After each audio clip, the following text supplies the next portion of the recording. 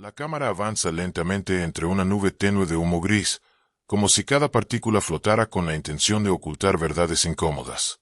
La voz del narrador irrumpe con un tono grave y sereno, abriendo paso a una confesión que nunca estuvo planeada.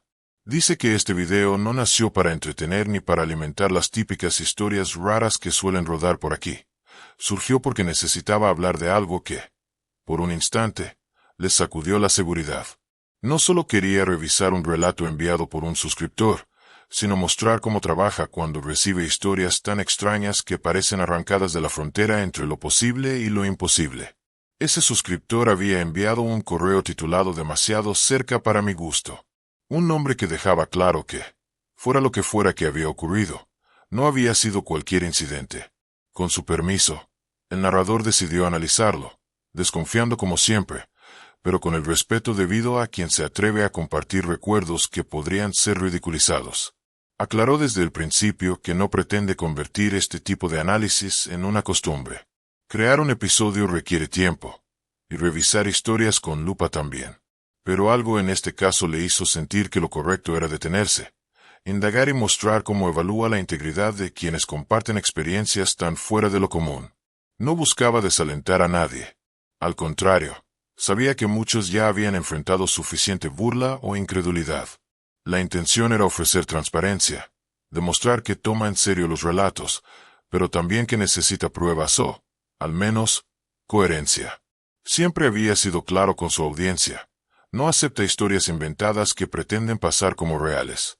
Aún así, si encuentra un lugar adecuado para un relato dentro de su serie, rara vez tiene problema en compartirlo. El problema no es si la historia es fantástica. El problema es cuando alguien la embellece deliberadamente o la exagera para llamar la atención. Por eso, cuando recibe un relato extraordinario, no puede evitar hacer preguntas. A veces para aclarar detalles que sirven al momento de crear las animaciones, otras veces para detectar contradicciones, o simplemente para ver si la historia se sostiene. Y lo curioso es que, aunque se confiese escéptico, también admite que su ignorancia en ciertos temas le obliga a mantener una mentalidad abierta.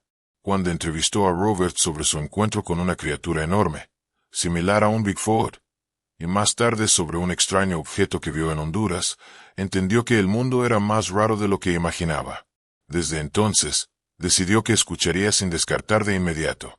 Pero escuchar no significa creer sin más. Así que cuando Chad, así llamó al suscriptor, envió su relato, el narrador decidió examinarlo como examina todo lo que parece demasiado conveniente, con cautela, pero sin burlas. Porque hay historias que incluyen tantos sucesos extraños que terminan pareciendo un rompecabezas armado demasiado perfectamente como para ser casualidad. Después de leer su correo, comenzó a cuestionar cada punto, no para exponerlo, sino para ver si la estructura resistía la presión. Y, sorprendentemente, no tardó mucho en descubrir algo inquietante. La historia sí parecía sostenerse. Lo primero que llamó su atención fue una fotografía. Chad mencionó haberla tomado durante su segundo avistamiento, justo en el momento en que un objeto metálico brillaba suspendido sobre una carretera cercana a su vecindario. La foto era la única evidencia física que acompañaba su testimonio. La imagen, en apariencia, no mostraba gran cosa, un punto luminoso flotando en el cielo. Podía ser un avión, un reflejo o cualquier cosa común disfrazada de misterio. Pero había algo más, algo que Chad no sabía. Su teléfono había guardado información oculta, la geolocalización exacta, la fecha, la hora y otros datos que normalmente pasan desapercibidos. Esa metadata permitió ubicar el sitio donde la foto había sido tomada con precisión quirúrgica. Cuando el narrador ingresó las coordenadas en Google Earth, la imagen satelital lo dejó en silencio. La ubicación coincidía punto por punto con lo que Chad describió. Un tramo de carretera estrecho, marcado por líneas blancas, un lugar incómodo y peligroso para detener el automóvil. Pero ahí estaba. El punto de GPS indicaba que Chad había estacionado en medio de la vía, justo donde decía haber visto el objeto. Esa coincidencia podía interpretarse de dos maneras. O Chad decía la verdad, o había ejecutado una mentira extremadamente bien planificada. Y la segunda opción parecía absurda. La metadata también confirmaba la fecha. 4 de octubre del 2019, a las 7:19 de la mañana. la hora exacta que Chad había mencionado. El narrador decidió investigar más a fondo. Con registros públicos de bienes raíces y algunos datos profesionales obtenidos mediante plataformas abiertas, verificó que Chad, efectivamente, vivía a unos metros del lugar. Había usado su nombre real. No se escondía detrás de alias ni correos temporales. Eso era inusual. La mayoría de las personas que temen el juicio público tratan de permanecer anónimas. Con todo esto sobre la mesa, el narrador llegó a una conclusión razonable. Chad había tomado la foto. La pregunta era, ¿había fotografiado realmente algo anómalo? La imagen no era clara. La distancia y el zoom digital producían un efecto granulado que dificultaba distinguir la forma. Pero al ampliar el objeto, se apreciaba un contorno que no coincidía con la apariencia típica de una estrella o un planeta. No era perfectamente esférico. Tenía una forma más alargada, como una especie de cápsula o balón metálico, justo como Chad lo había descrito. Si hubiera sido un avión, la luz debería haber reflejado solo en una superficie, y aún así se distinguirían partes de la estructura. Pero en la foto no había alas, hélices ni nada que revelara un diseño convencional. Solo un brillo compacto y uniforme, demasiado fuerte para ser un reflejo pasajero.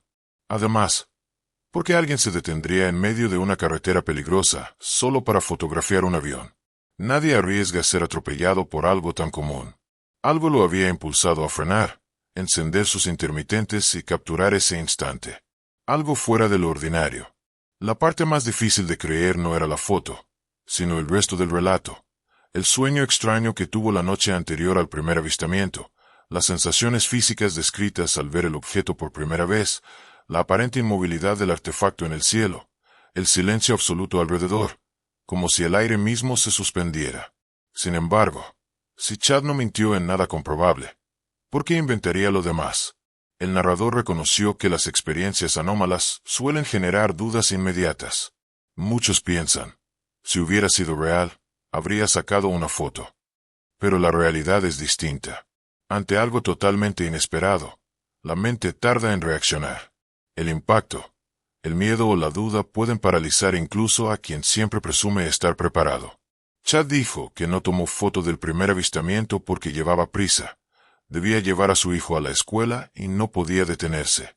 Además, en el momento algo lo hizo sentir que lo que veía desafiaba cualquier lógica, y simplemente no pensó en documentarlo.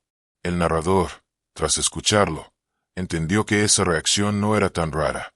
Ante lo imposible, la mente tarda en procesar. Durante su investigación, el narrador encontró un viejo documento académico escrito años atrás por dos investigadores que analizaban fenómenos anómalos. Explicaban que en muchos casos los testigos experimentan una mezcla de confusión, euforia o incluso una especie de desconexión momentánea. Según esos estudios, la mente puede interpretar estímulos desconocidos de formas alteradas, sueños intensos, premoniciones, cambios sutiles en la percepción del tiempo.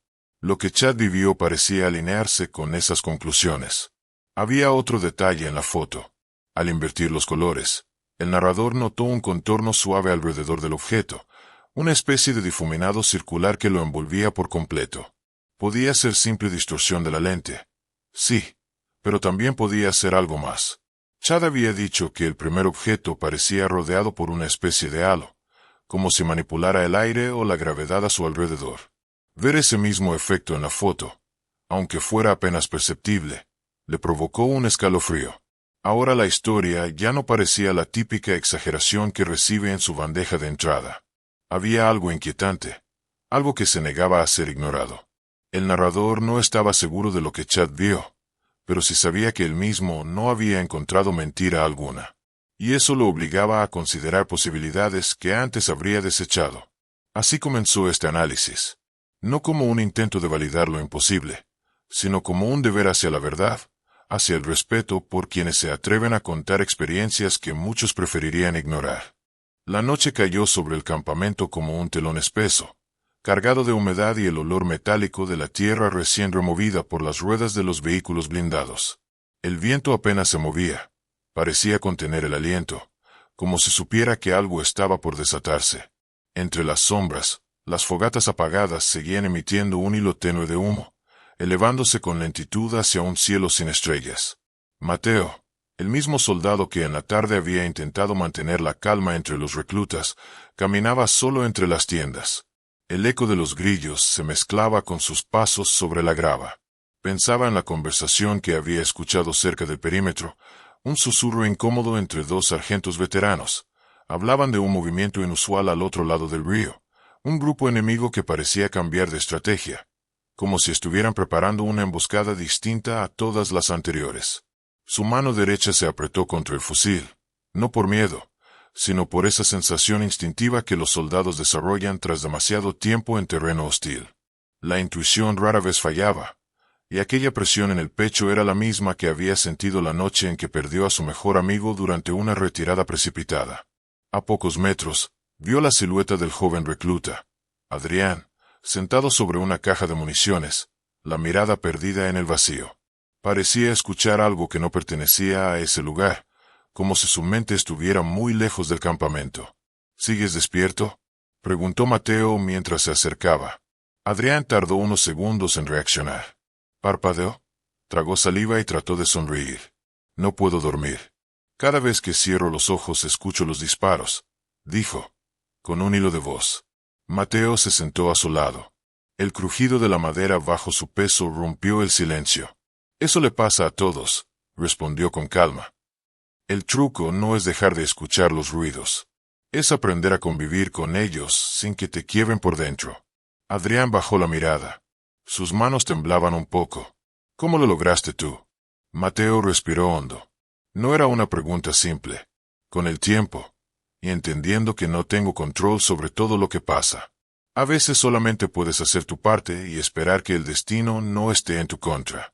El joven asintió, aunque no parecía convencido. Antes de que Mateo pudiera continuar, un destello rojo encendió la noche. Una señal desde la torre de vigilancia. Luego, otra. Y otra. 3 destellos. Código claro. Movimiento sospechoso. Ambos se pusieron de pie de inmediato. El campamento entero cobró vida como un monstruo despertado de golpe. Órdenes gritadas, pasos apresurados, armas cargándose. Las lonas de las tiendas agitadas mientras los soldados salían casi a tropiezos. El capitán Ortega apareció entre la multitud, enérgico, con el rostro endurecido por años y años de campañas. Levantó la mano para pedir silencio. Tenemos movimiento en el bosque norte. No sabemos cuántos son ni qué buscan, pero nos preparamos para lo peor. Escuadras Alfa y Delta, conmigo. Los demás, cubran el perímetro y mantengan posiciones. Nadie dispara sin confirmación. Mateo se colocó en su posición, junto a Adrián y otros 4 soldados. Sus respiraciones formaban nubes blancas que el aire frío arrancaba de inmediato. El silencio era tan intenso que cada crujido de las ramas más lejanas parecía un trueno. Los segundos se convertían en minutos, y los minutos parecían horas. Una sombra alargada cruzó entre los árboles. Luego otra. Y otra. No venían en línea recta. Se movían en zigzag, como cazadores acostumbrados a estudiar a su presa antes de atacar. El dedo de Adrián se tensó sobre el gatillo. «Aguarda», susurró Mateo. Pero la sombra avanzó demasiado rápido. Un destello metálico brilló en la oscuridad, la punta de un machete. Y entonces, como si el bosque exhalara un rugido, surgieron decenas de figuras armadas que avanzaban a toda velocidad, gritando en un idioma gutural que resonó como una ola violenta. El primer disparo vino desde la torre, rompiendo el equilibrio. Y después, el infierno. El campamento entero se iluminó con fogonazos. El sonido de los fusiles mezclaba su ritmo frenético con los gritos desesperados que flotaban entre los árboles. Los enemigos, ágiles y decididos, no se detenían. Parecía que conocían cada rincón del terreno mejor que los propios soldados. Mateo disparó 3 veces, luego se movió detrás de un muro improvisado de sacos de arena. A su lado, Adrián temblaba mientras recargaba, sus manos torpes, casi sin control. «Concéntrate», le ordenó Mateo. «Respira. Mira. Dispara solo cuando tengas ángulo». Pero antes de que Adrián pudiera responder, un proyectil impactó contra una de las camionetas del campamento, haciéndola volcar en una explosión que levantó trozos de metal por el aire. Uno de los soldados salió despedido, cayendo a varios metros. La onda expansiva sacudió a todos. El humo negro comenzó a devorar el aire. «Adrián», gritó Mateo, mirando hacia atrás. El joven estaba en el suelo, cubriéndose la cabeza. Su casco había salido despedido. Mateo lo tomó del chaleco y lo arrastró hasta una trinchera improvisada. «Escúchame», dijo, mirándolo directo a los ojos. «No te voy a dejar morir aquí, pero necesito que te levantes y me sigas. ¿Puedes?» Adrián dudó. Luego asintió. Los enemigos seguían entrando como una marea interminable. El capitán Ortega pedía refuerzos por radio, pero las interferencias hacían imposible establecer comunicación. «Estamos aislados», dijo Ortega con los dientes apretados. «Nos están bloqueando la señal». A lo lejos, un silbido cortó el aire. Mateo lo reconoció demasiado tarde. «Granada», gritó. En un acto instintivo, empujó a Adrián hacia el suelo y se lanzó encima de él. La explosión los cubrió de tierra, piedras y fragmentos de metal. El pitido en sus oídos se volvió insoportable. Cuando abrió los ojos, todo parecía moverse en cámara lenta. El humo ocultaba las figuras. El fuego de la camioneta destruida proyectaba sombras que parecían monstruos bailando. Los gritos eran distantes. Trató de incorporarse, pero su pierna derecha no respondió de inmediato. Respiró hondo. No podía quedarse ahí. Tomó a Adrián nuevamente. «Vamos, no te quedes», murmuró, casi sin aire. Mientras ellos avanzaban, varios soldados intentaban reorganizar la defensa. La munición disminuía. El enemigo, en cambio, parecía no tener fin. Uno de los veteranos cayó frente a ellos, herido en el abdomen. Mateo quiso ayudarlo, pero el hombre lo detuvo con la mano temblorosa. «Sigue», susurró. «Si te quedas, nos matan a los tres». Mateo tragó saliva. Sabía que era verdad. Con rabia contenida, avanzó. Por fin llegaron a una de las posiciones más reforzadas, una trinchera con barricadas de metal y luces intermitentes. Varias ametralladoras pesadas disparaban hacia el bosque, intentando frenar la oleada. «Aquí», gritó uno de los artilleros. «Traigan más munición». La noche se convirtió en un caos absoluto. El humo lo cubría todo. Los enemigos ya estaban tan cerca que algunos intentaban escalar las barricadas. Los golpes de machete contra el metal producían chispas que iluminaban los rostros desencajados. Mateo sabía que si no hacían algo diferente, caerían uno por uno. Miró hacia el generador eléctrico del campamento, todavía intacto, y una idea arriesgada surgió en su mente. «Adrián», dijo, agarrándole el hombro. «Vamos a encender las torretas de luz. Si los cegamos, los artilleros podrán hacerlos retroceder». Adrián lo miró con miedo. «¿Y si nos ven en el camino?»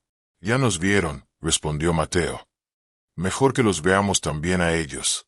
Ambos corrieron hacia el generador. Las balas golpeaban el suelo a centímetros de sus pies. El zumbido era constante. El aire ardía. Mateo se lanzó hacia los controles. Forzó una palanca. El motor rugió. Las torretas, una por una, comenzaron a encenderse, disparando chorros de luz blanca que perforaron la oscuridad del bosque. Los enemigos quedaron expuestos. Por un instante, la confusión los detuvo. «Ahora», gritó el capitán Ortega. Las ametralladoras pesadas abrieron fuego sin tregua. Las sombras que antes parecían invencibles comenzaron a retroceder. Algunos cayeron entre los árboles.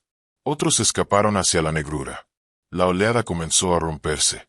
Y cuando finalmente el último de ellos desapareció en el bosque, el silencio volvió de golpe, violento, casi irreal. Solo el crepitar del fuego y los gemidos de los heridos llenaban el aire.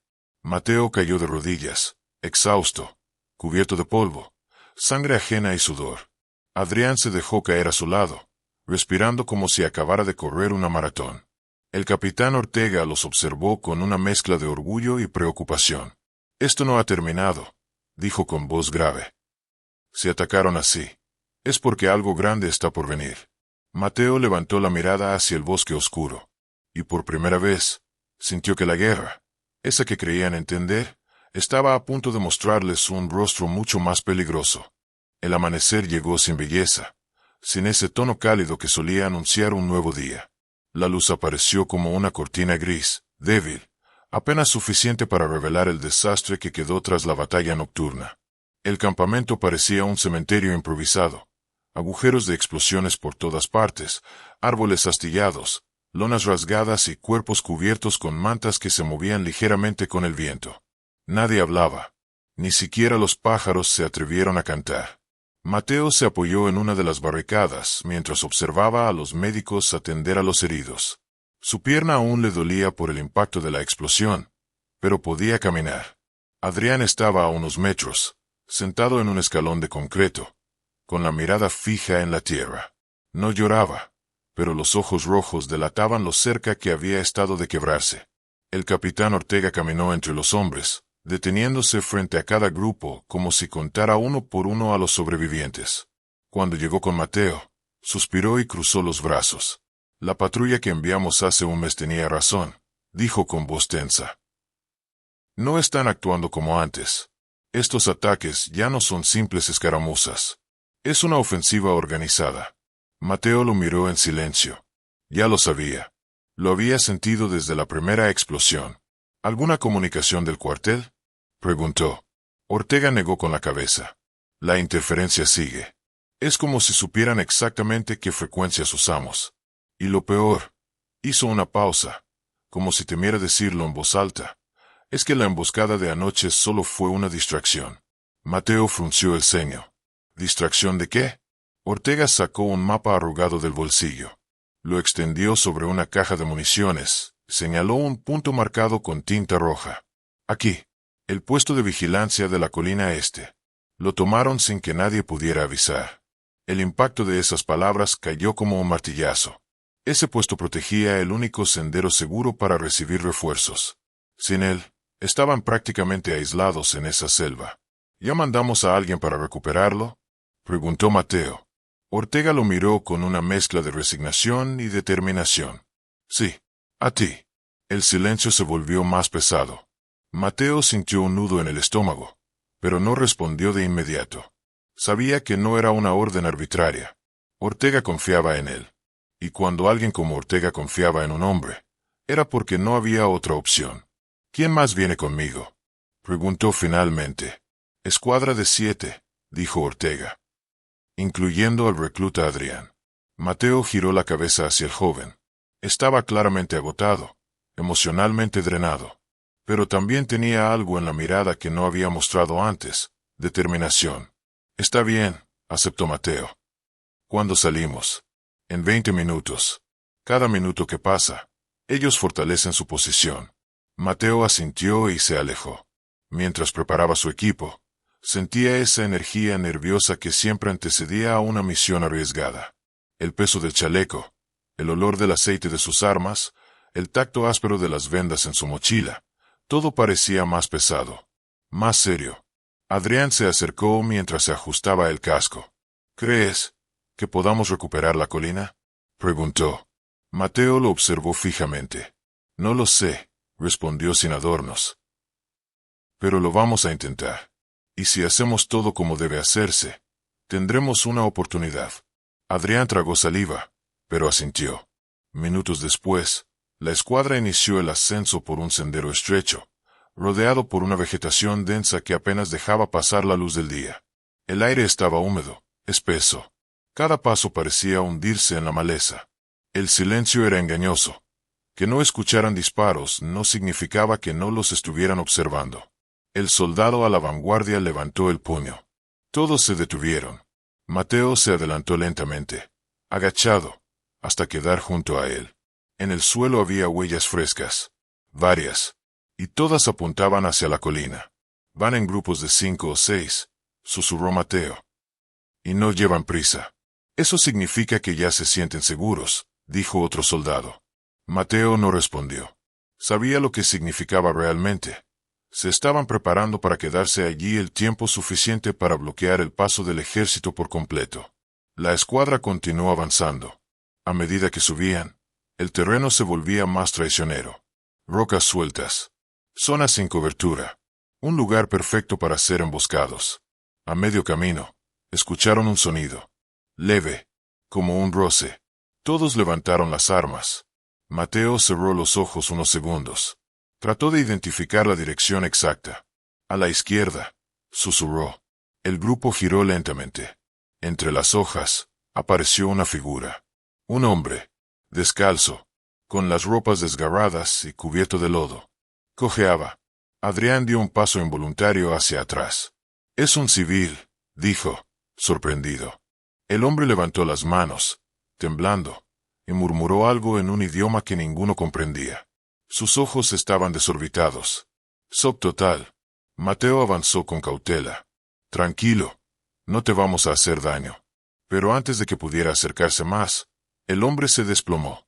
En su espalda había una marca profunda, como un corte hecho con un arma grande. Y algo más, una bolsa atada torpemente con una cuerda. Mateo se inclinó. Con cuidado abrió la bolsa. Su rostro se tensó en el acto. Dentro había un radio militar, uno de los modelos recientes. De los suyos. ¿Qué demonios?, preguntó uno de los soldados. Mateo revisó el radio. Tenía un transmisor alternado, una modificación burda pero funcional. Era suficiente para interceptar frecuencias militares. Este hombre escapó de ellos, dijo finalmente. Y se llevó esto. Lo estaban usando para interferir nuestras comunicaciones. Eso explicaba muchas cosas, demasiado. Antes de que pudiera analizar más, un disparo resonó desde la colina. Luego otro. Y otro. Las balas golpearon los árboles a su alrededor. La emboscada había comenzado. «Cobertura», gritó Mateo. Todos se lanzaron al suelo o detrás de rocas. El fuego enemigo venía desde varias posiciones elevadas. Era una lluvia de plomo que obligaba a la escuadra a mantenerse pegada a la tierra. Adrián, temblando, apuntó su rifle hacia una sombra que corría entre las piedras y logró abatirla. Su respiración era irregular, pero su puntería ya no era la de un recluta asustado. Estaba aprendiendo a sobrevivir. Mateo observó el terreno. Si seguían así, quedarían atrapados. Necesitaban moverse. Y rápido. «Vamos a dividirnos», ordenó. 3 por la derecha, 3 por la izquierda. Yo subo por el centro y les doy indicaciones. ¿Tú solo?, preguntó Adrián. «Confía», respondió Mateo. «No soy tan fácil de derribar». El plan comenzó a ejecutarse. Mientras los grupos laterales avanzaban de roca en roca, Mateo corrió hacia un tronco caído, usando cada sombra y cada desnivel del terreno como protección. El ruido de los disparos le zumbaba en los oídos. El olor a pólvora quemada le raspaba la garganta. Llegó a una posición donde podía ver mejor la cima de la colina. Allí estaban, al menos una docena de enemigos, atrincherados tras sacos de arena, con rifles largos y machetes clavados en la tierra. Se movían con coordinación, demasiado bien para ser improvisados. Mateo inhaló profundamente y comenzó a disparar. 3 impactos certeros obligaron a varios de ellos a cubrirse. Eso abrió un hueco para que la escuadra avanzara unos metros más. «Adelante», gritó, aun sabiendo que no podía escucharlos claramente. Las balas silbaban cerca de su cabeza. Una impactó el tronco donde se cubría, levantando una lluvia de astillas. Pero no se movió. No podía permitirse fallar. Un enemigo intentó rodearlo por el flanco. Mateo lo vio justo a tiempo y rodó hacia un lado, disparando en movimiento. El hombre cayó. El avance continuó así, metro a metro, segundo a segundo, hasta que por fin alcanzaron la parte media de la colina. Desde ahí podían ver la antena improvisada que los enemigos habían instalado para interferir las señales. Era un aparato tosco pero letalmente efectivo. «¡Hey!», gritó Mateo.